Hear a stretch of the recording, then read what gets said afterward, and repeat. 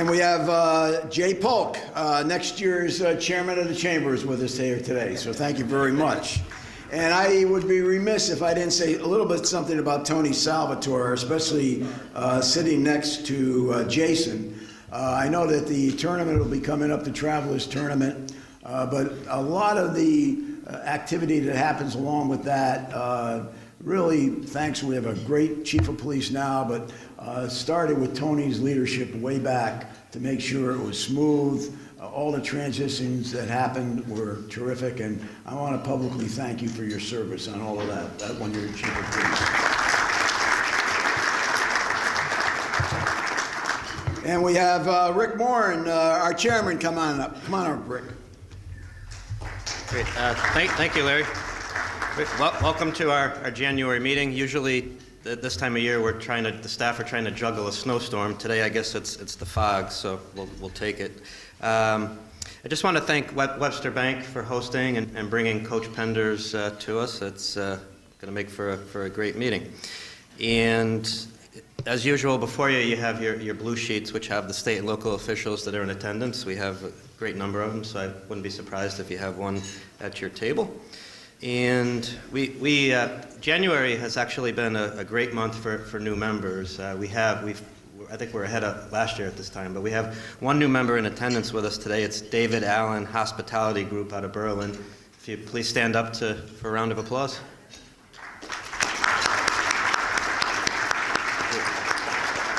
Welcome. And then we have some special awards recognition. The following individuals are receiving the 2018 Middlesex United Way Awards. And the first is Clifford Straub, receiving the Community Service Award. Vinnie Capice is the Talketville Society Philanthropy Award. And then we have The Connection, Inc. is receiving the Community Impact Award. Our own Lorenzo Marshall of the Chamber is receiving the Community Leadership Award. And last but not least, Kevin Harris with the Justin Wilkie Next Generation Award. If we can give everyone a round of applause. And great, and I'm looking forward to hear what Coach Penders has to say. Thank you.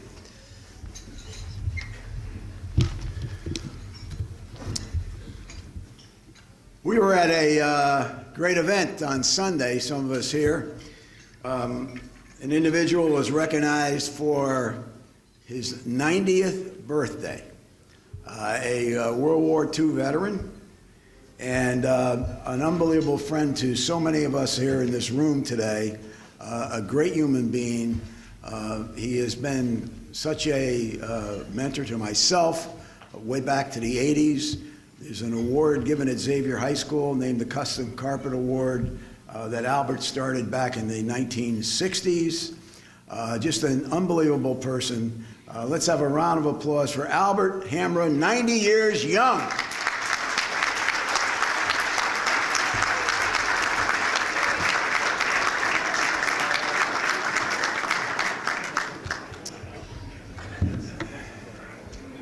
I drive with him up to baseball games. One thing about Albert, he doesn't believe in red lights and stuff like that.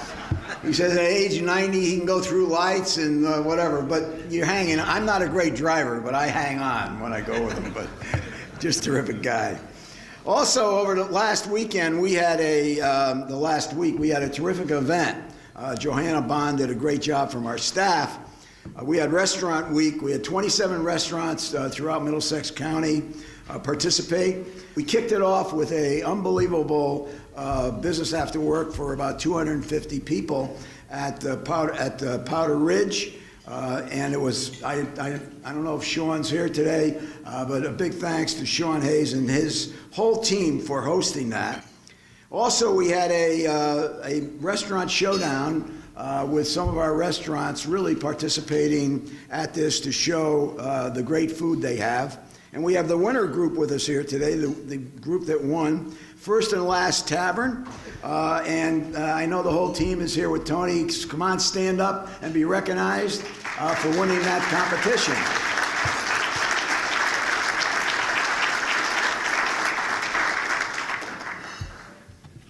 I happen to be one of the judges, and I had to go back and have the veal dish again. It was really good. Also one other event, well, two big events, which Rick mentioned on one of it, which will be on Thursday morning, the United Way event. But also at night, we have the 25th annual induction dinner for the Middletown Sports Hall of Fame. And Tommy Serra is the president of that organization, and he's done a magnificent job. This ballroom will be filled again for this great event where we recognize those people that have had so much impact on sports in Middletown. So if you haven't decided to go, it's a great event to go to, and that's January 25th. Also, before getting Jason up here, I want to mention some of our trustees that are with us here today. From the University of Connecticut, we have Andrea Dennis Levine, Tom Ritter, Rich Carberry, and of course we have Susan Herbst with us, our president, and Rochelle Rubin, chief of staff. So I want to thank all of them for being here with us here today at this great breakfast for an outstanding individual and a fantastic coach. A lot of adjectives for you today, Jim. So I know. But there is an individual here, and I think that all of us, some of us have been involved in coaching. When we go into programs, we remember how some of these programs started and the tradition. And Larry Pansiera was a coach at the University of Connecticut for many, many years. I had the honor of serving with his son, Dave Pansiera, on the Board of Trustees of the Connecticut State University System. But with us here today, and I know that he is very, very proud of Jim, but more importantly, I would imagine there's a lot of memories going back to his dad, Mike Pansiera. Please stand up and be recognized for your dad's great service to the University of Connecticut. Next, Jason Susi, Travelers Championship. Well, thank you very much, Coach. I just want to say I wasn't here last month, so I know Nathan Grube stole my thunder a little bit in regards to announcing the incredible recognition we got at the PGA Tour annual meetings this year, where we are awarded as most fan-friendly event, Players' Choice Award, and most importantly, Tournament of the Year. And that was something. Thank you. What I wanted to do is just reiterate and turn that right back around on you. I mean, obviously today here at a breakfast sponsored by Webster, one of our founding partners, Larry called out Tony and all he's done for the tournament. I see the Town of Cromwell table there. I mean, that truly is a shared award. I mean, I look around this room. I've been doing this for, this will be over a decade. Nathan and I have worked in this tournament with our team here, but there's folks that have put in 3-4 times that on the tournament and passionately involved. All of you advocate, sponsor, volunteer, or even just attend the event. And I've been, despite my boyish good looks before I got here, I did this for about a decade all over the country, and what we have here is truly remarkable and truly special, so you should all give yourselves a round of applause for helping us get that Tournament of the Year award, so thank you very much. That being said, it is the calendar year of 2018, so I expect you all to continue to advocate and sponsor and volunteer and support the tournament coming out June 18 through 24. So thank you again for a wonderful, wonderful time we had last year and looking to do even more this year. So thank you.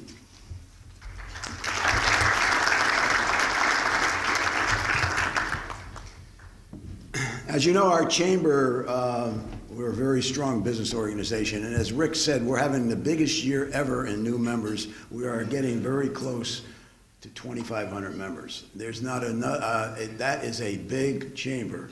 Not only, it's by far the biggest in Connecticut, but it is one of the biggest right now in our country. And that's because of all of you here in this room and your dedication to us.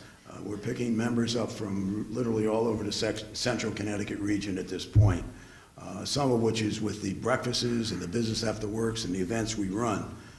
And we get out in support of business all the time. We fight for business because business is the economic growth that we need for the state of Connecticut, for us to continue to be what we are for all of our citizens.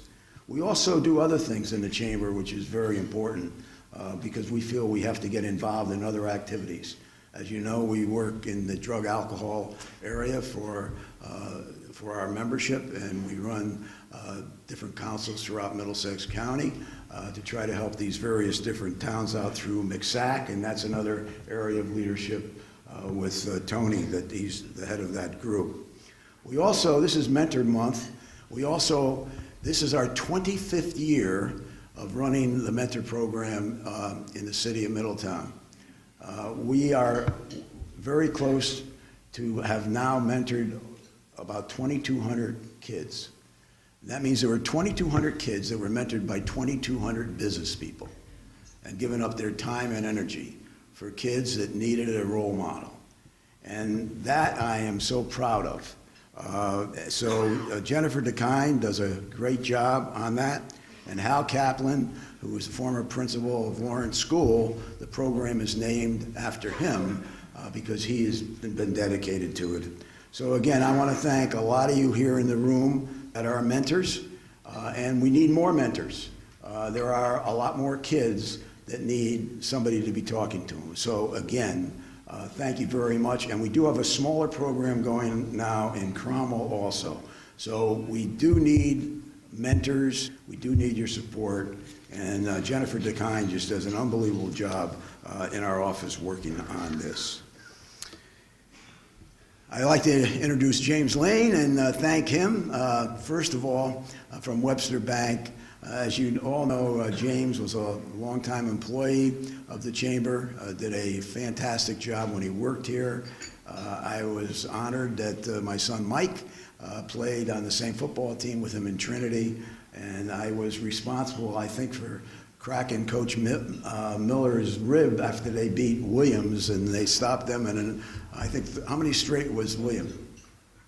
22 straight games. And James was a great athlete, but he was a great employee here. I know he's doing a great job for Webster. Bill Rang is with us here representing Webster Bank, but Bill Rang has a lot of hats. He's very, very active in United Way, very active with Xavier High School in their leadership over there. Unbelievable parents that were also very active in the community. As you know, I say this all the time, he was a student of mine at Xavier back when both of us were a lot younger. But Bill Rang has had a lot of success in the business community. But I don't judge people by what they have for success. I judge them, do they remember their roots? Do they remember where they came from? And are they willing to give back to those that were role models, that were dedicated to them as young people? Bill Rang is an outstanding example of this. I was proud to teach him.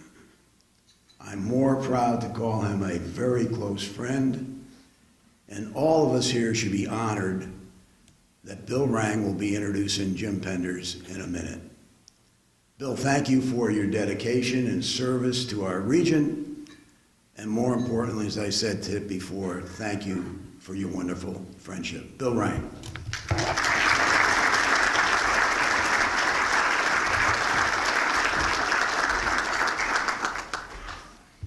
Good morning, and thank you, Larry, so much for that generous introduction. I think you're exaggerating a little bit, but I'll take it. When you think about baseball in New England, the Red Sox and Yankees usually come to the top of the conversation. You don't normally think about the University of Connecticut, but what a program they have and what a coach they have. And by the way, it's never too early in the year to talk about baseball, as far as I'm concerned. Jim Penders has accomplished many things in his time at UConn.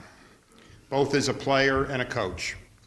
As he enters his 15th season at the helm of the program, expectations are high for another successful year. Overall, in his time at UConn, Penders has 488 wins, 345 losses, and 4 ties. He has led the Husky to 4 NCAA appearances, including a super regional appearance in 2011. In his 14 years as head coach of the Huskies, Penders has had 43 players either drafted or signed by professional baseball clubs. During the 2015 Major League Baseball season, a record 5 former Huskies were playing in the big leagues. Nick Ahmed of the Diamondbacks, Matt Barnes of the Red Sox, Scott Oberg of the Rockies, Mike Olt of the Cubs, and George Springer, World Series MVP and New Britain native of the world champion Houston Astros. During 2011, Penders coached 11 student athletes in Big East to postseason honors, including Pitcher of the Year Matt Barnes and Player of the Year George Springer. 3 Huskies also earned All-American status under Penders that season, as Barnes and Springer were named first-team All-American and Kevin Vance was named to the second-team All-American. The 2010 season was one of the most successful seasons in program history, as Penders guided the Huskies to a program-best 48 wins and were nationally ranked. Along with the team's success, a UConn 22-game win streak, Penders earned multiple coaching accolades and was named Big East, ECAC, and NEIBA Coach of the Year. As a standout on the baseball field for UConn during his undergraduate career, Penders was a 4-time letter winner as a catcher. He was co-captain of the 1994 UConn squad that won the Big East tournament, and the Huskies advanced to the NCAA tournament in both his junior and senior year. On behalf of Webster Bank, it's a pleasure and honor for us to be sponsoring this morning's breakfast and continue to be active members of the Chamber. As citizens invested in our great state, I ask each of you to keep after our legislators as they head into the new session, to make sure they are paying attention to the work from the new Commission on Fiscal Stability and Economic Growth, which is being co-chaired by our former CEO, Jim Smith. The Commission has a March 1st deadline for making recommendations for a structural fiscal framework within which better budgeting decisions can be made that can bring us to fiscal stability. This is real important for the future of our state and something we can't drop the ball on. Anyway, there is no better chamber in America, and we are so fortunate to have Coach as our leader and members like all of you as members that make this chamber great. Now let's give Jim Penders a rousing Middlesex County welcome.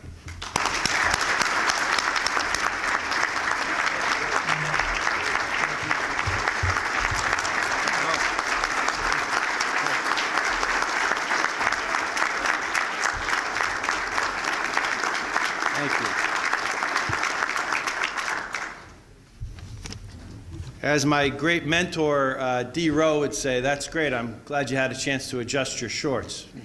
He'd say shorts, but you're going to be sitting for a while. Thank you very much. It's a very warm welcome. And Bill, thank you very much. Distinguished guests, Coach McHugh, you sure you don't have a few more years? We're going to miss you. We're going to miss you very much as the chairman. But I know once a coach, always a coach, and you've always been a great coach to me and a great mentor to me, and it's an absolute honor to be here today. So thank you. Always happy to be around people who want to get better, share time, get better, make investments in one another. You get to share your gifts at these breakfasts, and it's evident that this morning is, again, one of those times. So thank you for the invitation.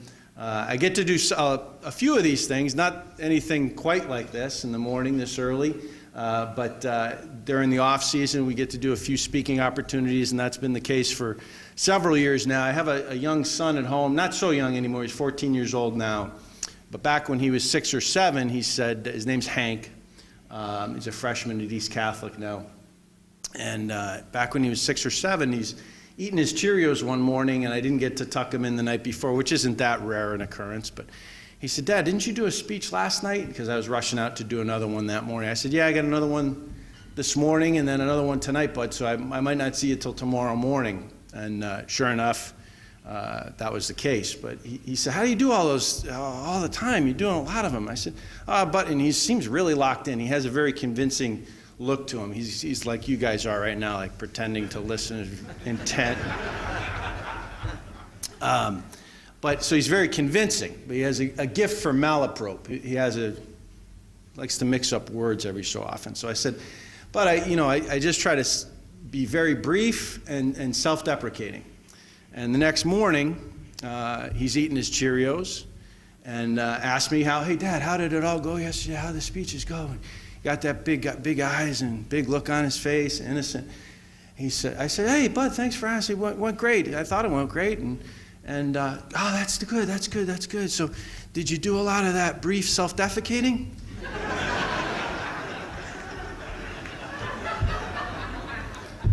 We're going to try to avoid that this morning. That's not even the worst of them. It's in Home Depot a couple months after that one, and my wife and I were, as every good married man knows, my wife made a purchase. I said I loved it. I was lying through my teeth. We were on a mattress that wasn't all that comfortable for a few weeks, but I was willing to ride that out until the end of time and not say a word. But eventually, a few weeks in, she said, "Hey, do you hate this mattress as much as I do?" I said, "Yeah, this is awful. I'm glad you said something because I'm going to be on this forever. I don't know if I could make it." But I was willing to bite my tongue and just wear it. So, yes, let's get rid of this thing. So a couple days later, I'm in line with Hank at Home Depot, and a lot of people around, a couple guys with lumber, heavy equipment, guy with a big wrench behind me. And he looks up at me and says, "Hey, Dad, are we running a lot of errands this morning? Because don't we have to go get something else?" I said, "No, this is it." He said, "Oh, Mommy says you need a new mistress." Oh! Hey. So, whoa, bud, where's that? That's all the looks come right away, like that. Just like looking at me like I'm the devil from the guy with the wrench is ready to take a swing. And I said, "No." "Oh, yeah. She says you're not getting any rest. You need a new mistress." But I think she's mattress. Anyway. I'm honored to be here. I grew up in Vernon, and Mom and Dad both grew up in Stratford. Now live in Old Weathersfield. I'm a Connecticut guy through and through. My mom and dad both grew up in Stratford, both teachers, retired now, living in Vernon. Dad has a field named after him. It's Jim Penders Field at East Catholic in Manchester. My grandfather has a Jim Penders Field in Stratford named for him. So I've got some big shoes to fill, and I try not to screw up the name every day. But we're Connecticut through and through. I'm a very lucky guy to play and to coach in Stores. I followed my father and my uncle there. They both played on the College World Series team in 1965 together. My Uncle Tom also played basketball. You might remember him. Some folks might remember him. He was all ticked off that he had to pass the ball to Toby and Wes, and Coach Shable wouldn't let him shoot, but he passed it off pretty well. Went on to a career in coaching as well. But my two favorite compliments in life are that you're just like your dad and that you were a good teammate. And I think that's why we're here today in part. Good teammates are extremely hard to find. They're people who really know how to share, know how to make each other better. And they're really, really hard to find. And I know you all try to find them. We all try to find them every single day. Good teammates don't tell you what you want to hear. They tell you what you need to hear.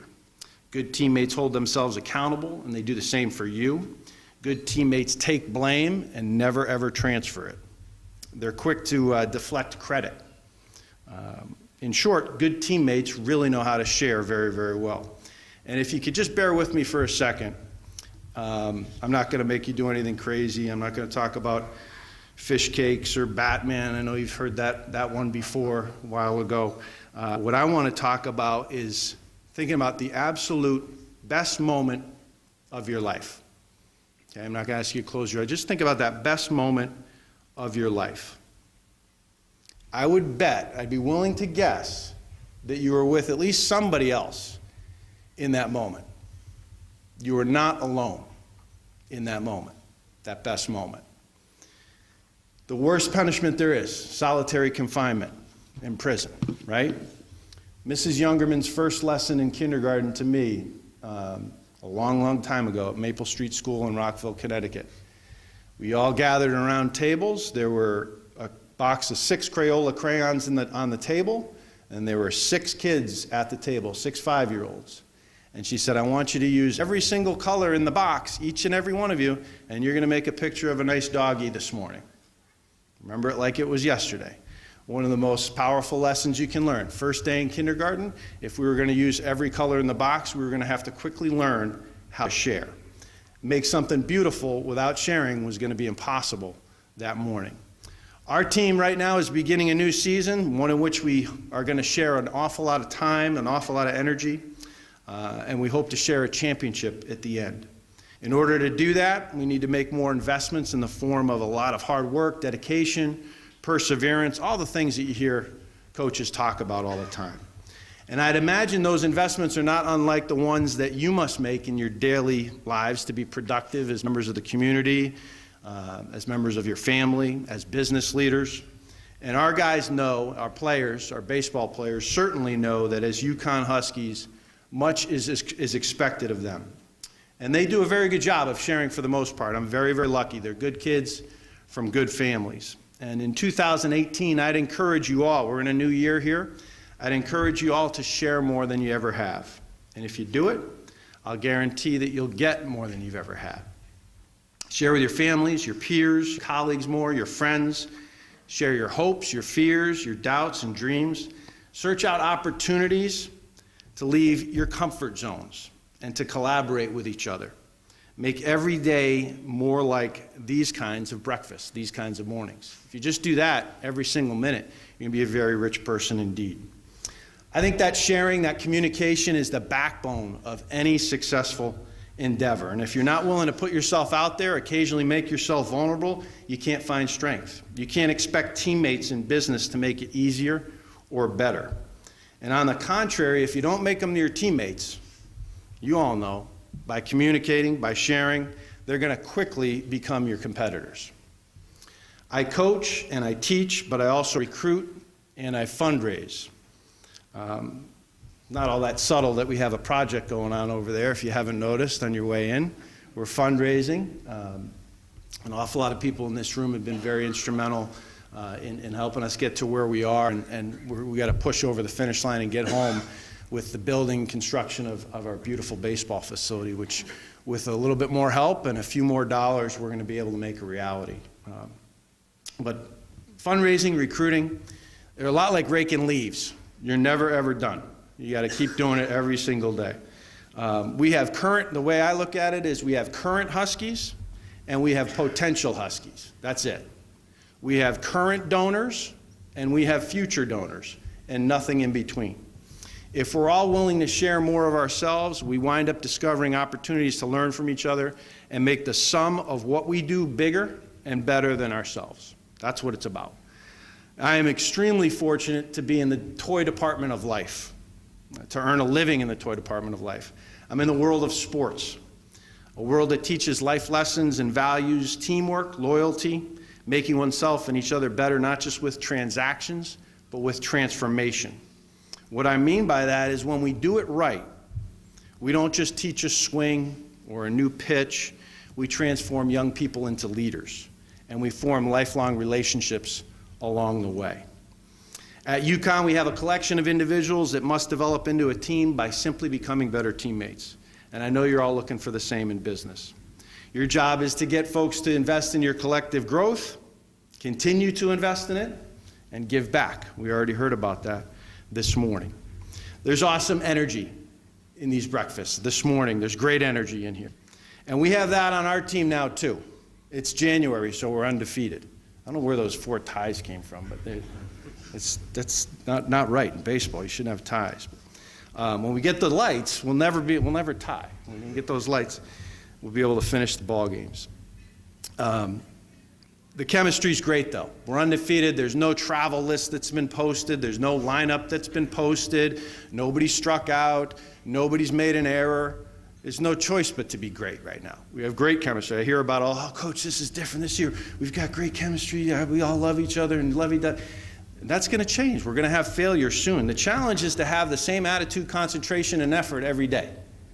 And we talk about that in our program. ACE is on the top of every lineup card, on the top of every practice plan. Those are the three things we all have total control over in everything that we do: our attitude, our concentration, and our effort. The challenge is the same to you. No matter what the balance sheet looks like, what the scoreboard looks like, what the Dow Jones looks like that day, you gotta have the same attitude, concentration, and effort. Stay 72 degrees, and that's a heck of a challenge. We're so outcome-based in society, and there's nothing wrong with that. Metrics are extremely important. Successful people always want to be measured, and when you diet and exercise and you do everything right, you go in for that physical exam and you hop on the scale, you know you're gonna like the number you see. You don't even need to see the number to know that you're doing it right. And that's what we're hopefully doing every day to get ready for a successful season. We're preparing with an absolute fear of failure. We practice with a fear of failure because it's an extremely powerful motivator. But when we compete, because we've prepared like that, that emotion just floats away. We know that we've done everything that we can to deserve success in the moment. I once heard Coach Calhoun talk to me about this. And if you remember Coach Calhoun, before some games, occasionally Coach Blaney would have to take over, or Coach Lato would have to take over, because he couldn't get out of the stall in the men's room, as he was sick to his stomach about the possibility of losing to Fairfield, or losing to Quinnipiac, or losing to whomever was in the XL Center or Gamble Pavilion that day. And he talked to me about that. He said, Jimmy, I get sick to my stomach often before games, but the second that zebra throws the ball up into the air and it's about to be tipped, there's no way we're going to lose today. If I could see him release the basketball for the jump ball at the beginning of the game, I knew there's no way we're losing today. And the only way I can describe it, and the reason is because I exhausted myself getting us ready for that ball game, getting us ready for that competition, because I was so scared to death of losing to those teams, or losing to whomever we were playing that day. So you emptied the tank every single day to make sure that that wouldn't happen. We have, you each have quarter, yearly, career goals, and we do too. Omaha is ours. Omaha is our mecca. That's our telescopic goal. Coach Kavanaugh with our ice hockey team, our wonderful men's ice hockey coach, talks about telescopic goals and microscopic goals. Our telescopic goal is Omaha, and we don't talk about it every day, but we act on it every day. We'll mention it every so often, but that's off in the distance. If I'm looking off in the distance, I'm going to miss something right in front of me. I'm a little crazy in the head. I was once a catcher, and I blame that. But I've run at least 3 miles every single day for the last 10 plus years. Rain, sleet, snow, blizzard, I have to do it. I just have to. If I wake up tomorrow, my legs are attached, I'll get my 3 to 6 miles in. It's just one day at a time, though. I'm not going to look off in the distance, because the second I do that, and I tend to do it more often every year, I used to fall once a year, now I fall about once a month, because I'm not looking down at the sidewalk, and I'll catch a toe. I'll catch my sneaker on the thing, on the curb. If I'm looking off in the distance and I'm not looking one step ahead, just one step, then I got a greater chance at falling. So we've got to be focused, ultra focused on our microscopic processes every day to get there. How to get the bunt down, how to move a runner, how to hit with 2 strikes, how to execute a fastball away. Simple things will help us get to Omaha eventually, but we've got to be ultra focused on those microscopic processes every single day. And we encourage all of those with ACE, and that's our basis. We always go back to ACE, attitude, concentration, and effort. How do we win? Win sounds like a result. It's really a process. It's attitude, concentration, and effort. I once recruited a guy based on his attitude, concentration, and effort almost exclusively. His name was Tony Malazzi. He was from Westboro, Massachusetts. And you'll see us occasionally if you go to any high school, Legion, I know there's some high school players here today, high school, Legion, travel team games in the summertime, coaches, we all look the same. We all look goofy. We got the goofy hats on and sunglasses, and we've got a radar gun, we've got a stopwatch. And we carry those things to measure bat speed, foot speed, how hard a guy's throwing, all that good stuff. I also use a stopwatch for different things. And Tony Milazzi in the third inning was up. His team was down a run. He hit a bases clearing double. His team went up a run in the Bay State games up at Harvard. This is, I don't know how many years ago now, probably 20 years ago now. And he went out to center field after he had that big base hit. And he went out there in 5.5 seconds. I know that because I got it on my watch. Later in the game, in the 8th inning, he struck out with the bases loaded with his team down a run. He went back out to center field in 5.5 seconds. I knew that because I had it on my watch. I knew that he could handle failure. I knew that he had a positive attitude. I knew that he could concentrate on the task at hand. I wanted to see the effort too. So I went back and I watched him more and more and more. He wound up being a captain. He led us in hitting down the road. He's this little sawed-off guy that could left-handed bat that nobody else was really recruiting. But that grabbed my attention. When he fell down, he got himself back up and he went to center field because that's all he had control over, his attitude, his concentration, his effort. Just a couple years ago, you may have read about a guy by the name of Ryan Redu, who's taught me, you talk about coach, and Coach McHugh's a great example of being a motivator, an inspirer, a teacher. Our players call me coach. I now call Ryan Redu coach, and this is the reason. 2 falls ago, he's a 4.0 student from Appleton, Wisconsin, and 2 falls ago he comes back to campus after having pain in his femur, in his leg just above his knee, for over 6 months.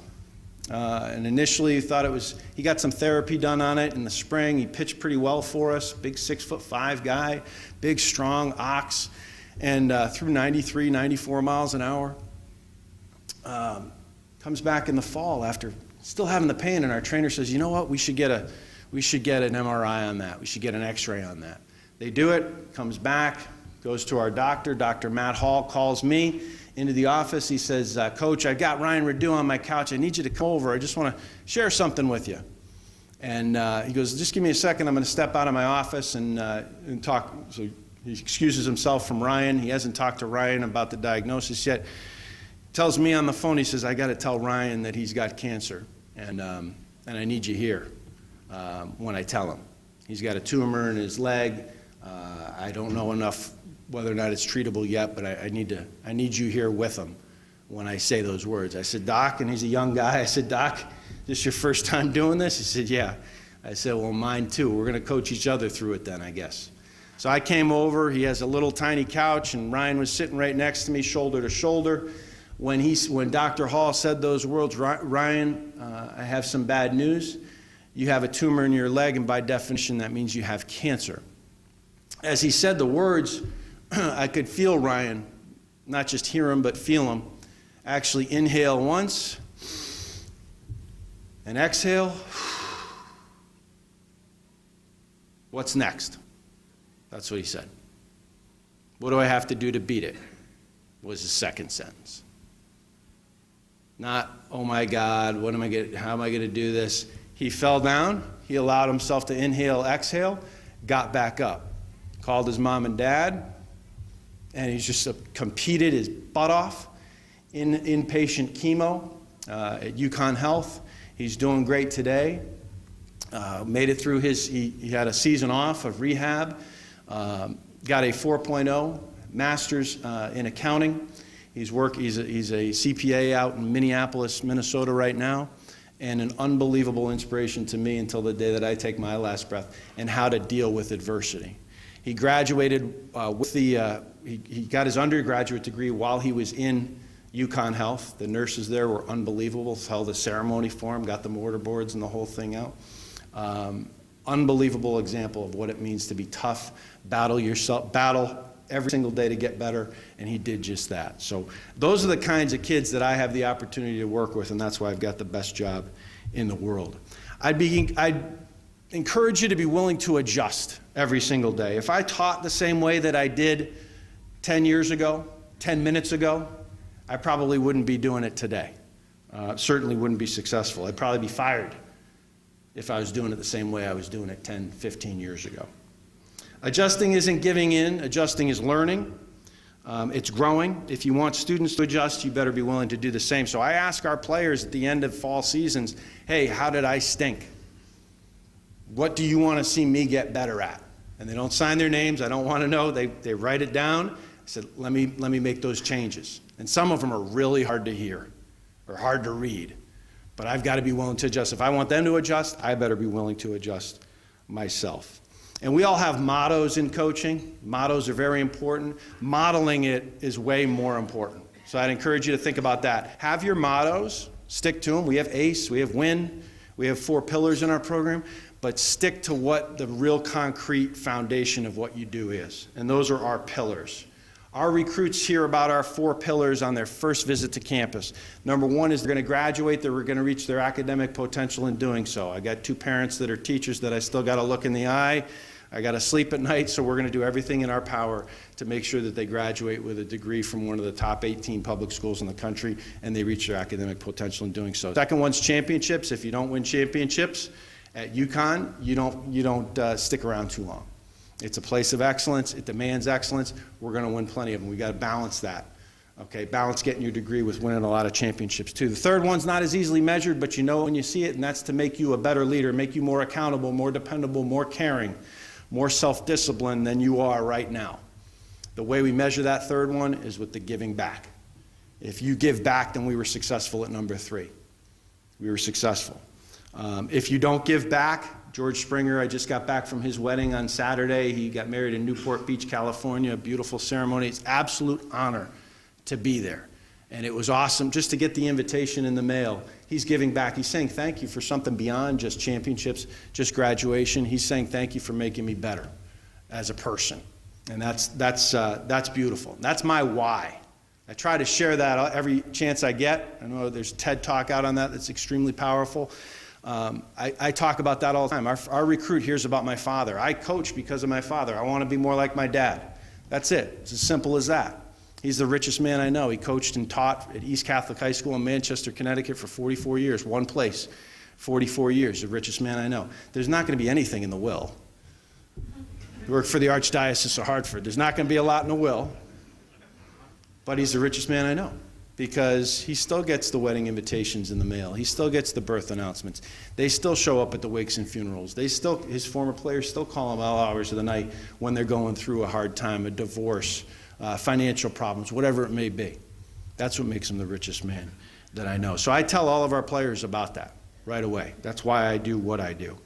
When you leave here today, I'd encourage you to tell 5 people not where you were. Tell them why you were here. Make it important for them to come the next time. Tell them why you were here.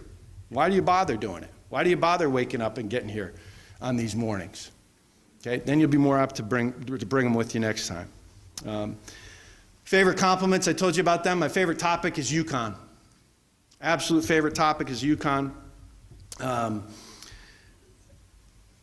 mother recently told me I was up there 4 days old. She took me to the child lab. She suspected something was off, I guess, early on. Took me to the child lab at 4 days of age.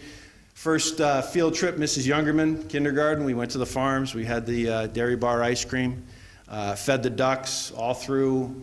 Went and watched guys like Randy Levine play, Mike Pansiera play. You guys are just a little bit older than I am, not too much. I went to go watch you guys play. Spent my whole life really at UConn. You know, being in Vernon wasn't that far away. And you know, I know you all know in this room, but it all started with a gift. It all started with a couple guys that wanted to share. Charles and Augusta Stores had 170 acres and $5,000. They gave it to the state. They wanted to make farmers become better farmers. That's it. Those are our grassroots, pardon the pun. They wanted to make farmers be better farmers. It's experienced the steepest trajectory of any institution in the country. I say that publicly, and I mean it. We're not done either. We're not done. In that same school, that elementary school that I went to, Mrs. Lacey was the teacher. She was in her late 50s at the time. She just passed away at 90 years of age a few years back. And in the 70s, she did a unit on Alaska. She did a geography lesson on Alaska in first grade. And when she mentioned the Yukon Territory, I got really excited. I raised my hand, and I said, Mrs. Lacey, hopping on my daddy went to school there. My daddy went to school there. She looked at me like I was nuts. She lived in South Windsor. She retired to Harwich, but she lived in South Windsor, grew up in the greater Hartford area. And in the late 70s, she had never heard UConn other than to refer to the Y-U-K-O-N. I think that's remarkable. Think about that today. In the 1990s, I would be conscious if we were flying somewhere to go play, which was a rarity, but occasionally we'd fly somewhere to go play, and people would notice the sweatsuit.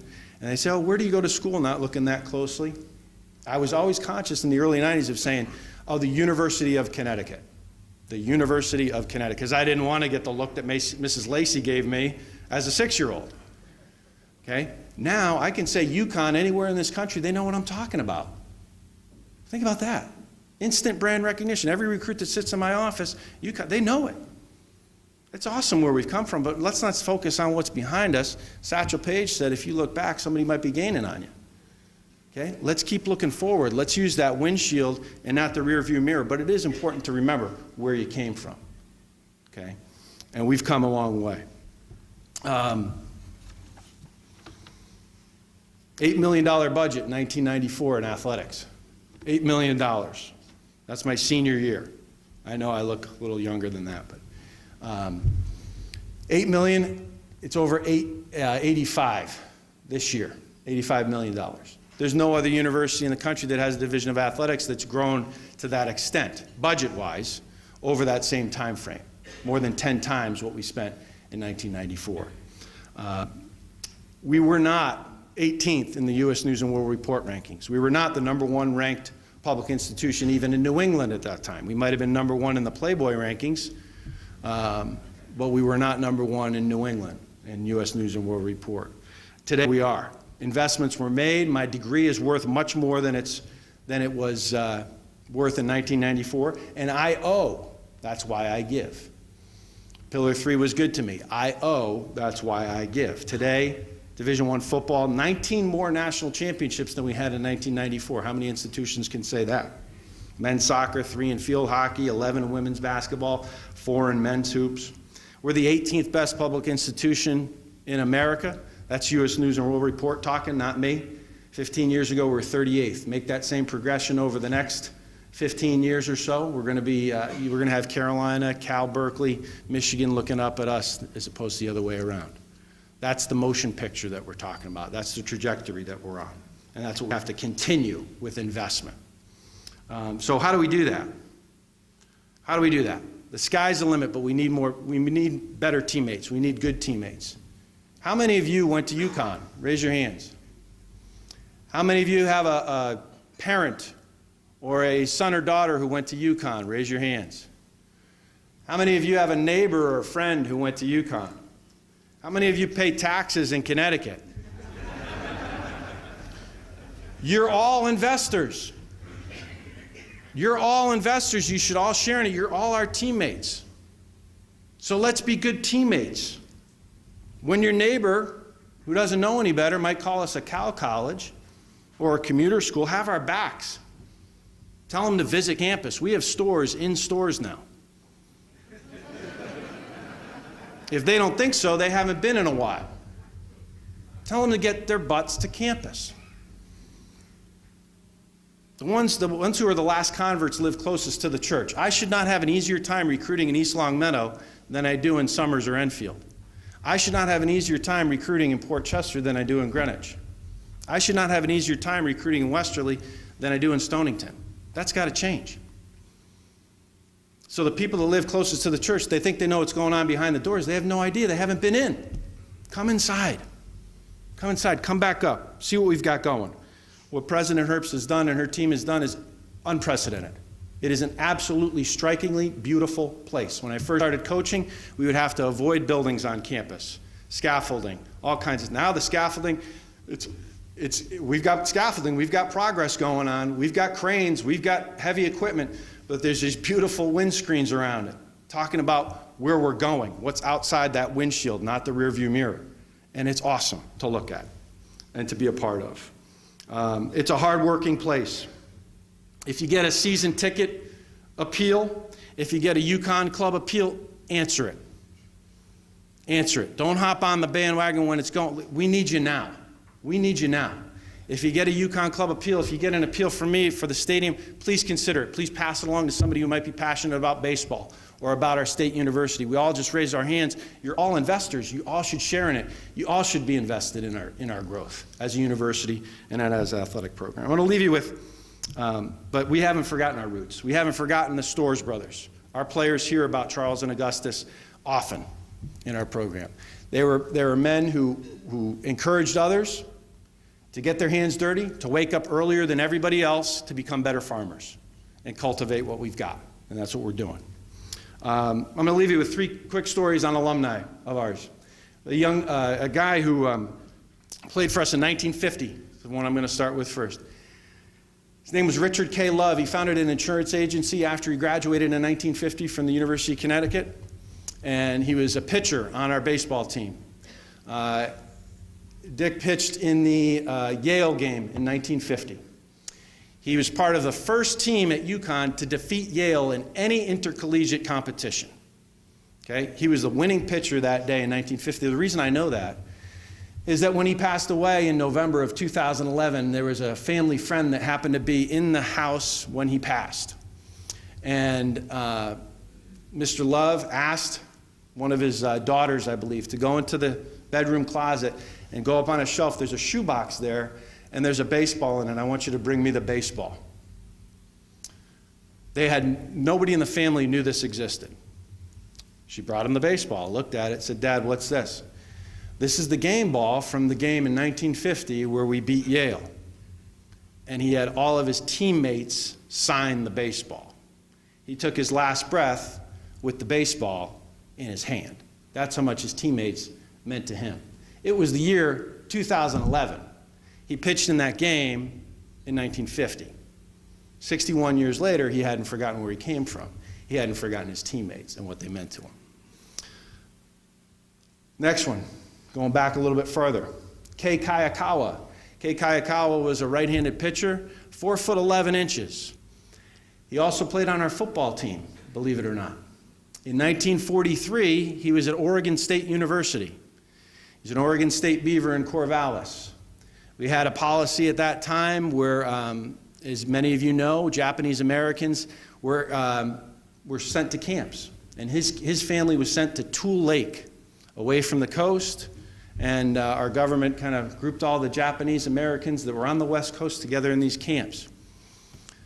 Our university was one of a few in the Northeast that invited these Nisei, the second generation, for the most part, Japanese Americans, to come study on the East Coast. And through the efforts of the Quaker Church, we had several Japanese Americans on campus in the early 1940s. Kay was one of them.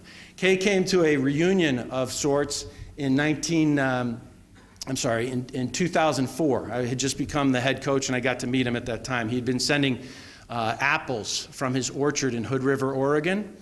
He'd studied agriculture at UConn. He went on to run the family orchard. He'd been sending apples to Coach Christian, to Coach Pansier, and to Coach Baylock throughout his life, and I got a chance to meet him. This little guy, 4'11", but huge personality. We had the occasion a few years later, in 2012, visit Oregon State. We were going to take on Oregon State, 2-time national champions a couple years prior, and I invited Kay and his family to come join us. Kay knew he was getting tickets, and that's about it. They wheeled him in. He was 90 years old at the time. He sat up in the concourse behind the first few rows of seats where there was accessible seating, and our team, one by one, left the dugout. About 10 minutes before the first pitch, we all shook his hand and took a picture. It took us about 5 minutes, and it cost us some smiles and a couple stories. He passed away in December of 2016. The picture in his obituary had him in a Hook C hat. The second paragraph was dedicated to one of the greatest moments of his life, and that was a full description of the entire UConn Huskies team visiting him at a game against both schools. He went to Oregon State. He graduated from UConn. And it was a thrill of a lifetime to have every one of the UConn players come into the stands and greet him personally. Again, it costs us nothing to be nice. It costs you nothing to be nice. 5 minutes maybe, a couple smiles, some handshakes, and some stories. That's all it took. And when I read that, I cried like a baby. It was one of the greatest moments of his life. Dedicated the whole second paragraph in his obit to that moment. Didn't cost us anything. Last one, guy whose wedding I went to this weekend, George Springer. You all know about George, Major League or World Series MVP. He's an incredible representative of our state. He has extreme exuberance for everything that he does, for all the people that he's around. I got to see him dance like crazy at his wedding, and it was no different than when he would dance in our dugout or in center field or do flips out to his position in center field when he played for us. Proud native of New Britain, Connecticut, graduate of Avon Old Farms, tremendous person from a great, great family. And it was an honor to be with him this weekend. He shares his passion every single day for what he does. And when we beat Clemson University in 2011 to go to the Super Regional, it was already kindly mentioned, for probably the biggest win in a long time in our program's history, George was being drafted that night by the Houston Astros. He was drafted, I think he was the 11th overall pick. He knew that he was going to make about $2.5 million. So he was drafted in about the second or third inning. He got word to the dugout that he was drafted. And think about that. You're playing in a game, you probably imagine, I'm going to watch this game with or I'm going to be in Secaucus, New Jersey, where they have the draft, or at least I'm going to watch it on television. I can hug my mom and my dad, and we're going to play baseball for money. I'm going to get to do what I love for a living. How great is this? Instead, George was focused on beating the Clemson Tigers, and he did just that. I had the great fortune, we blew him out. It was like 12-2 or something. Got him, ran him out of the building. I'm walking behind George when he leaves the dugout, and I happen to see him greet his mom, Marie. Her arms go out, his arms go out, so I'm sticking around, right? I want to see what he says. Right in his ear, as she gives him a hug, George says, "Mom, remember this, $2.5 million. He's gonna start his career. He knows he's gonna get paid to do what he loves." He says, "Mom, can you believe it? Can you believe it? We won." We, not me, we won. Nothing about $2.5 million, nothing about the Houston Astros, nothing about 11th pick overall. Can you believe that? No, we won were the first words that he uttered when he saw his mom. So I'd encourage you to do what George did, do what Kay did, do what Dick Love did, do what Ryan Radu did, do what Mrs. Youngerman did. Understand that sharing it is where the real joy comes in. If you share your passion for your work, your product, for your company, for your teammates, not only will you folks, will the folks you need to become better do just that, the person in the mirror will be too. The success you need will be shared, the investment will be real. I love being around people who want to be better, and I hope that came through today. I know that spirit's here in this room.